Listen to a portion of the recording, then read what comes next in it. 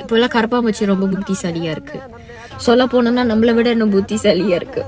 அன்னைக்கு என்ன தன்மை நடந்துச்சு, நான் வந்து குசினி போனேன். ஸோ குசினியில கரப்பாம்பூச்சி பார்த்தோன்னே கொல்லணும். ஸோ என்ன பண்ணுனா ரீசெட் எடுத்துட்டு வந்தேன். அதை கொல்றதோட மருந்து எடுத்துட்டு வந்து அடிச்சிட்டேன், ஸ்ப்ரே அடிச்சிட்டேன். ஸ்ப்ரே தூக்கி வைக்கணும்ல, திரும்பி போறேன்னா இருங்க இது சொல்லணும். அடிச்சுட்டே அது வந்து ஆடல, மூச்சு பேச்சே இல்ல. மூச்சு பேச்சு இருந்துச்சு, ஆனா கால் கையில ஆடல. அதுக்கு அப்படி இருந்துச்சு, சத்த மாதிரி அப்படி இருந்துச்சு. ஸோ செத்துருச்சுன்னு தான் நான் நினைச்சேன். அப்ப நான் என்ன பண்ண, அந்த ரிசல்ட்டை போய் கொண்டு போய் கபட் கிட்ட வச்சுட்டு வர காணோம், எங்க போய் தொலைஞ்சுன்னே தெரியல. அப்போ அது சாவல தானே, அதான் சொல்றான். சம்மாரி வழியா இருக்கு கரப்பாம்பூச்சி வந்து 7. கிட்ட வராத.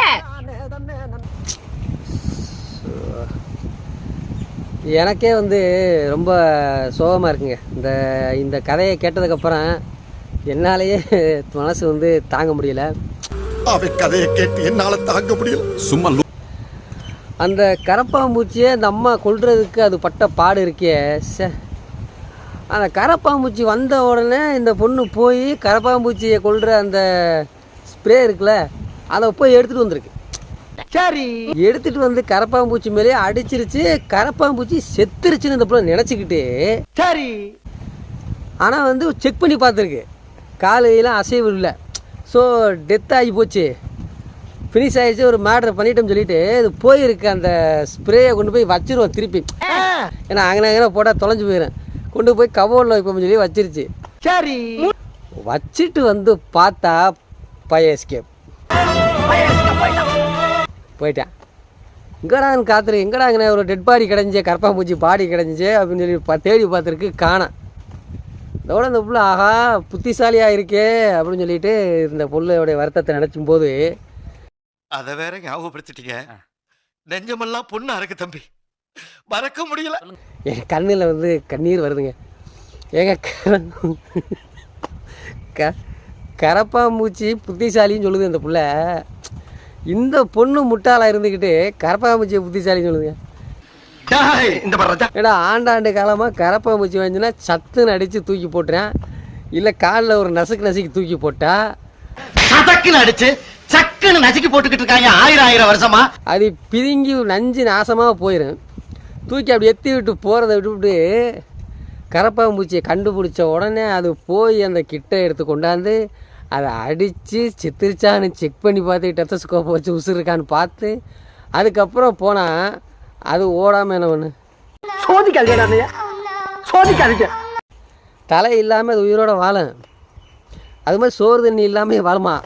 தலையே இல்லையே, அப்புறம் எங்கிட்ட சோறு திங்க போகுது. ஸோ நீங்கள் யாராவது கரப்பாம்பூச்சியை கொல்லணும்னு நினச்சிங்கன்னா இந்த அக்காக்கிட்ட கேட்டு வாங்கிட்டு வந்து அடித்து விட்டு செக் பண்ணி பாருங்கள். டாக்டரை கூப்பிட்டு ஒரு தடவை செக் பண்ணுங்கள். செத்து போயிருந்துச்சுன்னா 4 பேர்கிட்ட சொல்லி கேதத்துக்கு சொல்லி அப்புறமா நீங்கள் வந்து குழி தோண்டி பிதைச்சி ஈமக்காரியெல்லாம் முடிச்சுருங்க. இதுக்கு மேலேயும் பொறுமையா இருந்தோம்னா இந்த மீச வச்சதுக்கே அர்த்தம் இல்லாம போயிடும். கொஞ்சம் கதவு போடாம இருந்தது. அப்போ ஒருத்தனை கூட்டின்னு வந்து கதவு போடுறது கூட்டம் மேடம், அவங்க கூட தொடர்பு வச்சிருக்கு. இவங்க வெளியூர் போயிட்டாங்க, நான் ஒண்டி இருக்கிறேன். ஒரு ஆம்பளை வந்து வேலை பார்த்தாங்க, 60,000 கொடுத்தாங்க, 80,000 இல்ல. யாரு இவரு? இவர் நினைச்சா வேற எனக்கு இன்னும் கொடுமையா இருக்குங்க. பாரு, ஒரு கஷ்டப்பட்டு குடும்பத்துக்காக மனைவிக்காக ஒரு வீட்டை கட்டி வீடெல்லாம் கட்டி முடிச்சிட்டாரு, காசு கொஞ்சம் இல்லாமல் போச்சு, கதவு போடாமல் விட்டார். சரி, அப்புறமா போய் வேலை பார்த்து கொஞ்சம் காசு சம்பாரிச்சதுக்கப்புறம் சரி கதவு போடுமேன்னு கதவு போடுறதுக்கு ஒருத்தனை வீட்டுக்கு அனுப்பியிருக்காரு. அவன் கதவு போட வந்தவன் கதவு மட்டும் போடாமல் எல்லாத்தையும் முன்ன பின்ன தெரியாத ஒரு பையனுக்காக கண்ணீர் விடுற அந்த மனசு இருக்கு, அதான் கடவுள். எல்லாத்தையும் போட்டு போயிட்டான். கதவு போடவனு வந்தவனுக்கு பார்த்தீங்களா என்ன லாபம்னு. அதனால் நீங்கள் யாராவது கதவு போடுறதா வீடு கட்டுறதா இருந்தால் வீடு கட்டின கையோட கதவையும் போட்டு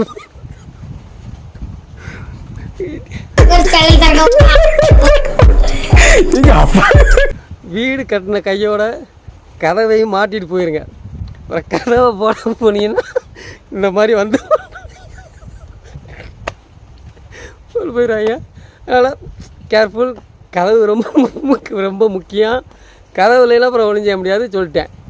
உண்மை. நீ ஒன்றும் கவலைப்படாத, இல்லை நான் பார்த்துக்கிறேன் சரியா. போட்டு ஜட்டி விடவா நான். அப்புறம் என்ன கிளம்ப வேண்டியதானே எல்லாரும்? நக்கு செத்த பையில கிளம்பு. இன்னைக்கு நைட்டு பசங்க பிடிச்சின்னா வைங்களேன், காலையில் போயிடலாம்.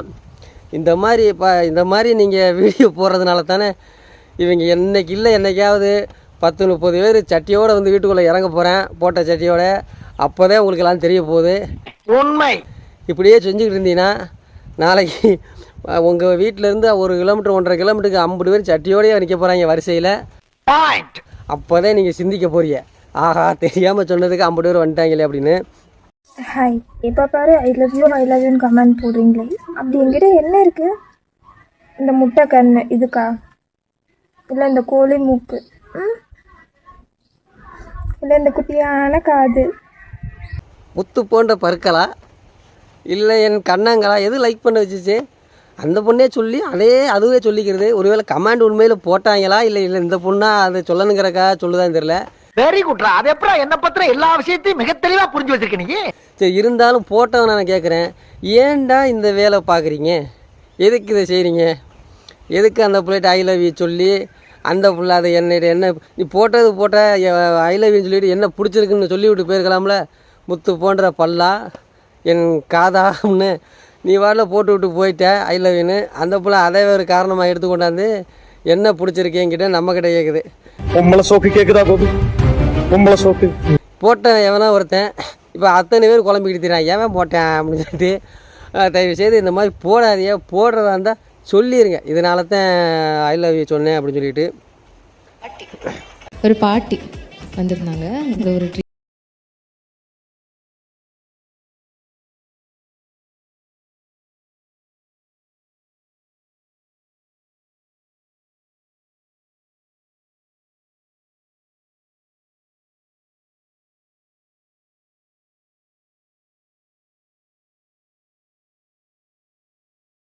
பாடிக்கிட்டே பண்ணுறீங்களா? எனக்கு வேறு எங்கள் சார்லாம் வருவாங்க, ப்ரொஃபஸர்ஸ்லாம் இருப்பாங்க. நான் அங்கே பாடிட்டு இருந்தேன், என்ன இருக்குது சொல்லுங்கள், இன்டர்னல் மார்க் குறைச்சிட்டாங்கன்னா என்ன பண்ணிட்டுருக்கேன் நீನು? இப்போ நான் அதான் பரவாயில்லைங்க. இந்த மாதிரி குணங்கள், நல்ல குணங்கள்லாம் எல்லாருக்குமே வராது. ஒரு பாட்டி வந்து ஒரு பாடகர் போல், ஒரு பாட்டி வந்து சாகிற தருவாயில் ஆப்ரேஷன் பண்ணும்பொழுது இந்த பொண்ணை பார்த்துட்டு நீங்கள் எனக்கு ஒரு பாட்டு பாடுங்க அப்படின்னு சொல்லியிருக்காங்க. இந்த பொண்ணு இப்போ நினச்சிருக்கு, இப்போ பாட்டு பாடினா பார்த்தாங்கன்னா திட்டுவாங்களே சொல்லிட்டு டாக்டர் அங்கிட்டு போனதுக்கப்புறம் நைஸாக காதை கொடுங்க அப்படின்னு சொல்லிட்டு காதில் போய் இந்த பாட்டை படிச்சிருக்கு. ரத்த கொதிப்பு இந்த பாட்டை படித்தவொடனே அதுக்கப்புறம் அந்த பாட்டி பொழைச்சிச்சா இல்லையான்னு தெரியல, ஆப்ரேஷன் நடந்துச்சா இல்லையானுங்கிறதெல்லாம் சொல்லலை விளக்கமாக. ஸோ இருந்தாலும் அந்த பாட்டிக்குமே நான் சொல்கிறேன், உடல்நிலை சரியில்லாமல் தானே நீ ஆப்ரேஷன் பண்ண போனேன். ஆப்ரேஷனே இங்கே உனக்கு ஒழுங்காக நடக்குமான்னு தெரியாத கட்டத்தில் நீ அதுக்கு முன்னாடி பாட்டு பாட சொல்லி கேட்குறீங்க. ஒருவேளை ஆப்ரேஷன் சக்ஸஸ் ஆனாலும் இந்த பாட்டில் நீ இதாகிட மாட்டியா? மனித உயிரின் அவனுக்கு யோசிக்காமல் நீங்கள் யாருமே ஆஸ்பத்திரிக்கு போனீங்கன்னா ஆப்ரேஷன் பண்ணி ஊசி போடுறால இதை கவனமாக கவனிங்க. பாட்டு பாட சொல்லி கேட்டிங்கன்னா முடிஞ்சு வர. என்னை யாராவது தத்தெடுத்துக்கிறீங்களா? எனக்கு 3 வேளை சாப்பாடு, 2 வேளை ஸ்நாக்ஸ், ஒரு கூல்ட்ரிங்க்ஸ், அப்புறம் மந்த்லி ஒன்ஸ் அன்லிமிட்டட் ரீசார்ஜ் பண்ணி விட்டுருங்க. அப்புறம் வீக்லி ஒன்ஸ் வேணாம், மந்த்லி ஒரு 2 டைம்ஸ் வெளியே கூட்டிகிட்டு போனால் போதும். அவ்வளோதான். அது ஒன்றும் பிரச்சனை கிடையாது.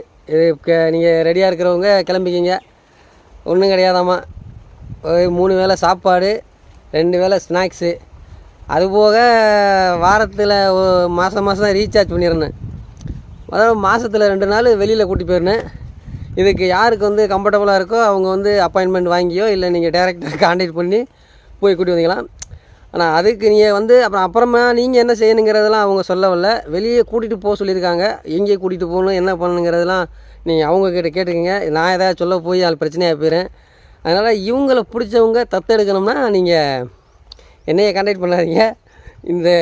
இவங்களுடைய இன்ஸ்டா ஐடியில் போய் உங்களை கான்டாக்ட் பண்ணி இதை பூர்த்தி பண்ணி நீங்கள் வந்து எடுத்துக்கோங்க தத்து. பாய். நீ பேசுறதெல்லாம் தமிழா, எதோ ஒரு நீ அப்படின்னு நிறைய பேர் கேட்டிருந்தாங்க. அப்புறம் நானுமே வந்து ஒரு வீடியோவில் என்னோட ஊர் என்னன்னு கெஸ் பண்ண சொல்லி கேட்டிருந்தேன். நிறைய பேர் நிறைய கெஸஸ் கொடுத்துருந்தாங்க. Thank you so much. ஸோ என்னோட ஊர் என்ன அப்படின்னா, நான் பிறந்தது கன்னியாகுமரி மாவட்டத்தில், அங்கே வந்து நாகர்கோயிலில். அண்ட் நான் புகுந்தது எங்கே அப்படின்னா நாமக்கல். ஸோ நாமக்கல்ல தான் நான் இப்போ இருக்கேன். நாமக்கல்ல தான் இருக்காங்களாம்மா. போகிறவங்க போயிட்டு வந்துங்க, ஒன்றும் பிரச்சனை கிடையாது. அதாவது யாராவது வந்து எந்த ஊருன்னு கேட்டாங்கன்னா நம்மலாம் என்ன சொல்லுவோம், இந்த ஊருன்னு சொல்லுவோம், இல்லை சொல்ல முடியாதுன்னு சொல்லுவான். எந்த ஊர்னு யாராவது கேட்குறாங்கன்னா நீங்களே கண்டுபிடிங்க அப்படின்னு யாராவது சொல்லுவாங்களா? சரி, போலீஸ்லேயே கேட்குறா நீ எந்த ஊரான்னு கேட்குறான்னு வச்சுங்களேன், என்ன சொல்லுவீங்க நீங்கள்? நீங்களே கண்டுபிடிங்கன்னு யாராச்சும் சொல்லுவாங்களா? ஸோ இந்த அம்மா வந்து அவங்க ஊரை சொல்ல மாட்டாங்க, அவங்களே கண்டுபிடிக்க சொன்னாங்க. அதை யாரும் கண்டுபிடிக்க முடியலை, அதனால் சொல்லிட்டாங்க. பிறந்த ஊர் நாகப்பட்டினம் என்னமோ, புகுந்த வீடு வந்து நாமக்கல். மாமன் போட்ட பந்தல் அது மீண்டும் பெருச்ச கந்தல், அது என்ன தெரிஞ்ச கமெண்ட்ஸை சொல்லுங்க. எனக்கு தெரியல, உங்களுக்கு தெரிஞ்சாலும் இந்த நீங்கள் கமெண்டில் நம்ம இதில் சொல்லிடலாம். நான் மாமன் போட்ட பந்தல்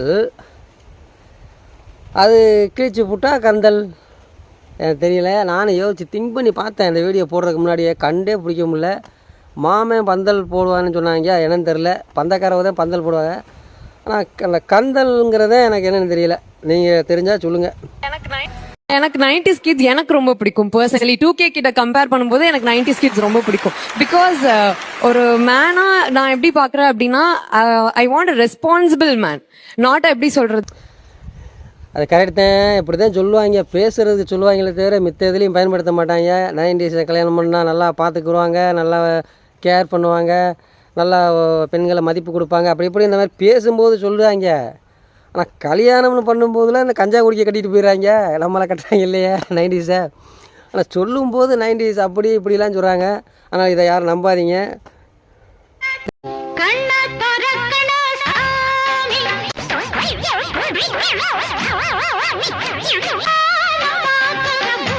இல்லை, ஒரிஜினல் பெயிண்ட்டு, நிப்பான் பெயிண்ட்டு, ஏசியன் பெயிண்ட்டு, இது எல்லாமே இதான். 3 கோட்டிங் அடிச்சிருப்பாங்க போல் இந்த கோட்டிங். ஆனால் அந்த பெயிண்ட்டு வந்து அவங்க கண்டுபிடிக்கிறதே இவங்களுக்கு அடிக்கத்தான் போல், சிவத்துக்கு அடிக்க இல்லை. ஆனால் எப்படி இருந்த இவங்க எந்த லெவலுக்கு ஆயிருக்காங்கன்னா, அது என்ன மாதிரியான ஒரு மேக்கப் பார்த்துங்க. ரீபெயிண்டிங் 3-4 கோட் அடித்து அது யாருன்னே அடையாளம் தெரியாமல் ஆக்கிட்டாங்க. அவங்க வீட்டிலே பார்த்தா தெரியாது யாருமா அது அப்படின்னு கேட்பாங்க.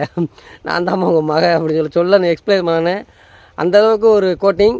ஆனால் நம்மளாம் ஆம்பளை பையனெல்லாம் அடிக்கிறாங்க, ஒன்றும் தெரியுது இல்லையா, அசிங்கமாவில் இருக்குது. பெண்களுக்கு தானே கரெக்டாக வருது. ஸோ அடுத்த முறை இதே மாதிரி ஒரு வீடியோவில் நான் வரேன். நன்றி, வணக்கம்.